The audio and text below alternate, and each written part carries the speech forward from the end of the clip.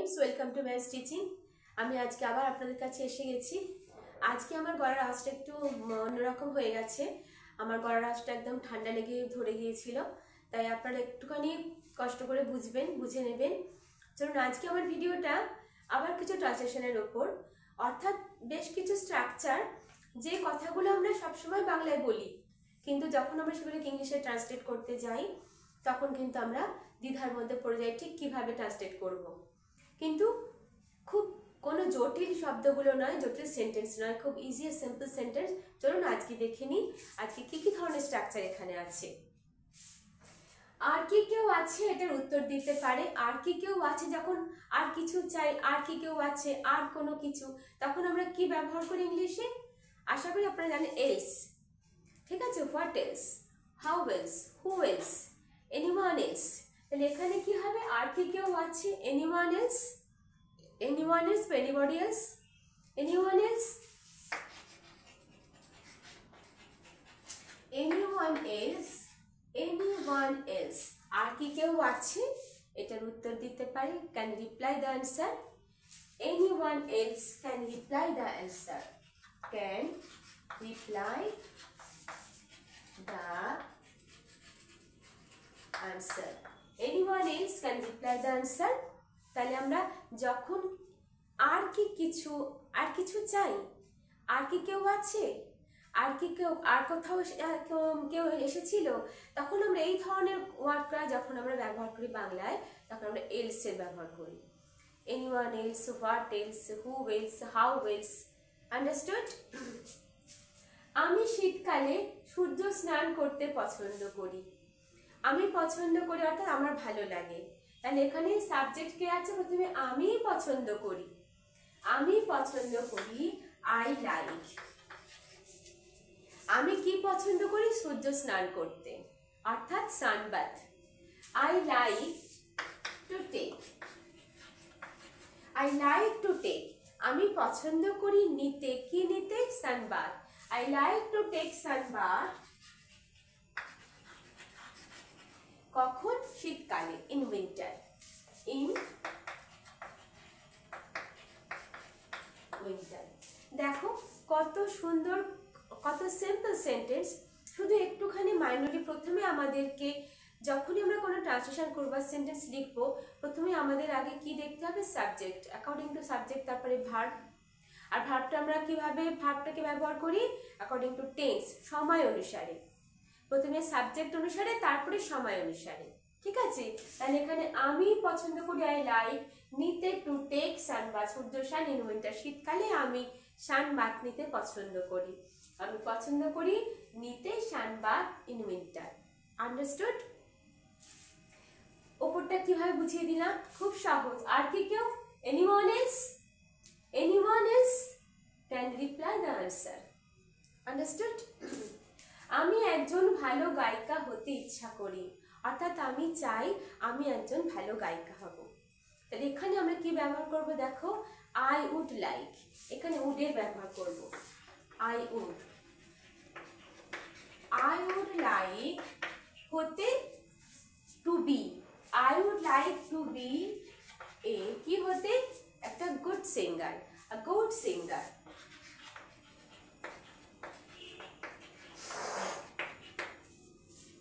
আমি পছন্দ করি বা আমি চাই বা আমি ইচ্ছা করি, এই ধরনের যখন বাংলা ভাষায় আমরা উডের ব্যবহারটা কিন্তু এখানে খুব সুন্দর একটা ইংলিশ।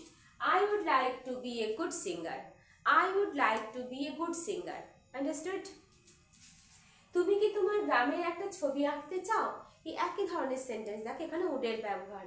আর এখানে আমি লিখেছি এটা অ্যাসার্টিভ সেন্টেন্স, আর তুমি কি আঁকতে চাও এখানে এটা ইন্টারোগেটিভ সেন্টেন্স, অর্থাৎ প্রশ্নবোধক। তাহলে এখানে আমরা আগে কি লিখবো? উড,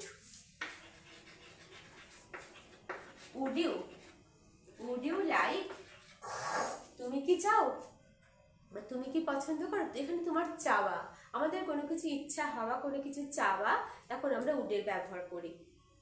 তাহলে উড ইউ লাইক, কি করতে চাও? Would you like to paint বা লাইক টু ড্র, তুমি ড্র লিখতে পারো।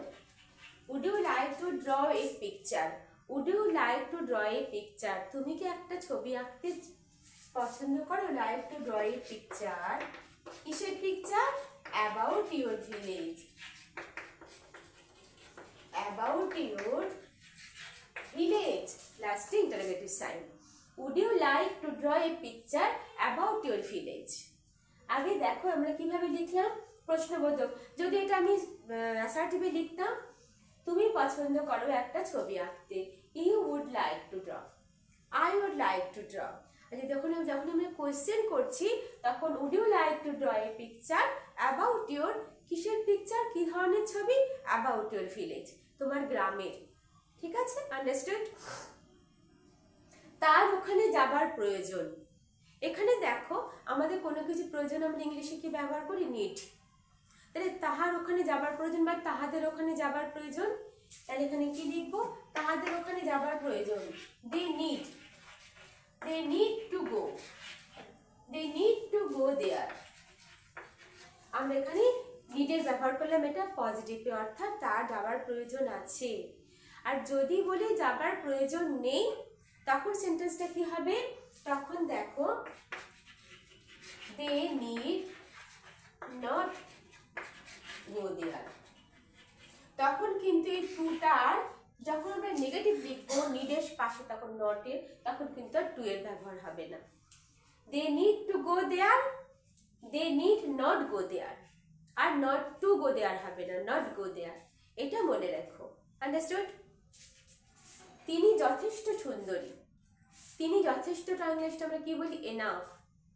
ঠিক আছে, তাহলে এনাফটা না সবসময় সেন্টেন্সটা কি লিখছে আগে দেখো, she is beautiful enough,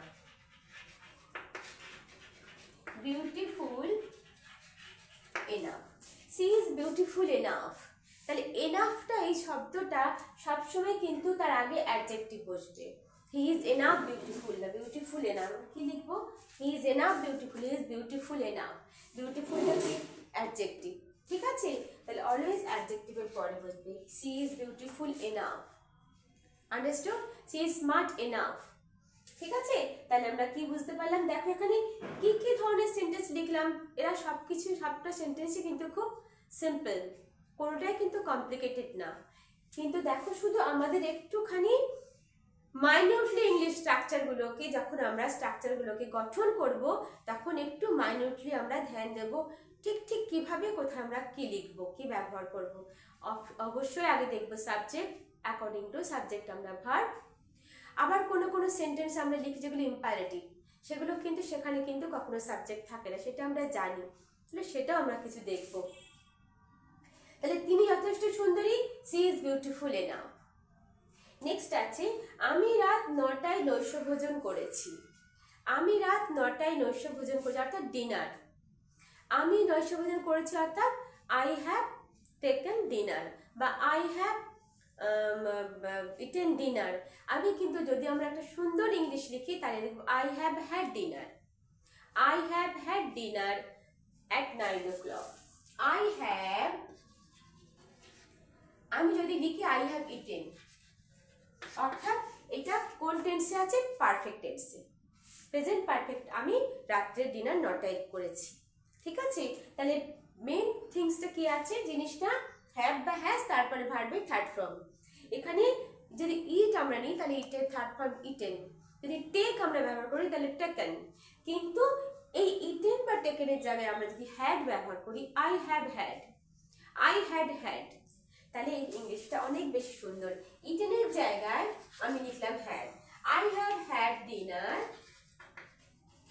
at 9 o'clock। At 9 o'clock, রাত 9টায় আমি আমার ডিনার করে ঘুরেছি। তাহলে তোমরা এখানে আই হ্যাভ হ্যাড এর ব্যবহারটা করবে।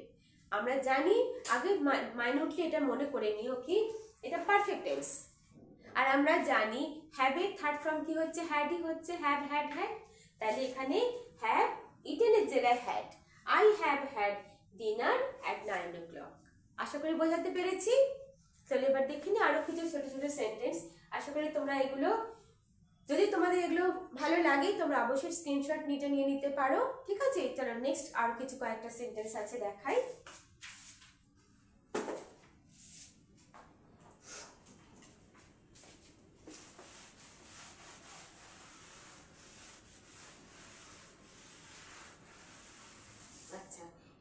আছে তুমি কি কোনো শব্দ শুনেছো বা তুমি কি কোনো আওয়াজ শুনেছো, তাহলে আমরা কি লিখবো? দেখো, তুমি কি কোনো শব্দ বা আওয়াজ শুনেছো? যদি বলি শুনেছো, তার মানে সেটা পারফেক্ট টেন্স, প্রেজেন্ট পারফেক্ট। আর শুনেছিলে তাহলে সেটা পাস্ট টেন্স। শুনেছিলে তাহলে পাস্ট, আর শুনেছো তাহলে দুটো সেন্টেন্সের মধ্যে দেখো আমরা কিভাবে লিখবো। তুমি কি কোনো শব্দ শুনেছো? Have you heard any sound? তুমি কি কোনো শব্দ শুনেছো? Have you heard any sound? Have you heard any sound? আর যদি বলি শুনেছিলে তাহলে আমরা কি বলবো? ডিড। তাহলে ডিডের ব্যবহার করব। ডিড ইউ, এখানে কিন্তু হার্ড নয়, ডিড ইউ হেয়ার, কারণ হার্ড কথাটা হচ্ছে তো পাস্ট টেন্সে। তাহলে যখন আমি ডিড লিখলাম তখন আমি হেয়ার লিখবো। Did you hear any sound? তাহলে শুধুমাত্র বাংলা ভাষায় শুনেছো আর শুনেছিলে, এইখানে কিন্তু ডিফারেন্সটাকে মাথায় রাখবে। যদি দেখো শুনেছো তাহলে লিখবে তোমরা হ্যাভ, আর শুনেছিলে তাহলে কি ব্যবহার করবে? Did. Have heard, did hear. Have you heard, did you hear. Understood? আশা করি বোঝাতে পেরেছি। এবারে দেখো নেক্সট আর একটা সেন্টেন্স দেখছি আছে কি। আচ্ছা, তোমার পড়ার দিকে মন দাও। পড়ার দিকে মন দাও, এটা ইম্পারেটিভ সেন্টেন্স। দেখো এখানে কি লিখতে পারি? পড়ার দিকে মন দাও, focus on your study. Focus on your study, এটা ইম্পারেটিভ সেন্টেন্স। দেখো এখানে সাবজেক্ট কিন্তু হিডেন আছে। আমরা জানি ইম্পারেটিভ সেন্টেন্স সাবজেক্ট সবসময় হিডেন থাকে, আর সাবজেক্ট কে থাকে? মেনলি ইউকে মেনশন করা হয়, ইউকে মিন করা হয়। ঠিক আছে? তাহলে focus on your study. Understood? তোমার পড়ার দিকে ধ্যান দাও। নেক্সট আর একটা সেন্টেন্স দেখো। আচ্ছা, ধাপে ধাপে তোমার কাজটা কমপ্লিট করো। ধাপে ধাপে কাজটা কমপ্লিট করো, আগে কমপ্লিট করো, এটা imperative. Complete your work, complete your work, complete your work. ধাপে ধাপে, step by step. Complete your work step by step. Complete your work step by step. Step by step. এই কথাটার অর্থ হলো ধাপে ধাপে, অর্থাৎ একটু একটু করে তুমি তোমার কাজটাকে কমপ্লিট করো। আশা করি বোঝাতে পেরেছি। খুব সুন্দর সেন্টেন্স, সিম্পল সেন্টেন্স, কিন্তু লেখার সময় আমরা অনেক সময় কনফিউজড হয়ে যাই। তাহলে এখানে দেখো কোথাও কোনো কমপ্লিকেটেড নেই, খুব ইজি। তুমি কি শুনেছ? তখন হ্যাভ ইউ হার্ড। তুমি কি শুনেছিলে? Did you hair. তোমার পড়ার দিকে মন দাও, focus on your study. Complete your work step by step. তাহলে আর একটা সেন্টেন্স দেখো, সে রাতারাতি বড়লোক হয়ে গিয়েছিল। সে রাতারাতি বড়লোক, রাতারাতি, এখানে কি লিখতে পারি আমরা? সে রাতারাতি বড়লোক হয়ে গিয়েছিল। she became rich overnight. Overnight কথার অর্থ কি হচ্ছে? রাতারাতি। আমরা বলি না হঠাৎ রাতারাতি সে বড়লোক হয়ে গেল, তখন আমরা কি ধরনের সেন্টেন্স লিখবো? she became বা he became rich overnight, রাতারাতি। আন্ডারস্টুড? তাহলে আশা করি আজকে ট্রান্সলেশনগুলো তোমাদের খুব ভালো লেগেছে। এই খুব সিম্পল সেন্টেন্স স্ট্রাকচারগুলো, কিন্তু বিভিন্ন স্ট্রাকচার আজকে আমি দেখিয়েছি। তোমরা অবশ্যই প্র্যাকটিস করবে, আর ভালো লাগলে একটা লাইক করো, সাবস্ক্রাইব করো আর শেয়ার করো। ভালো থেকো, টাটা।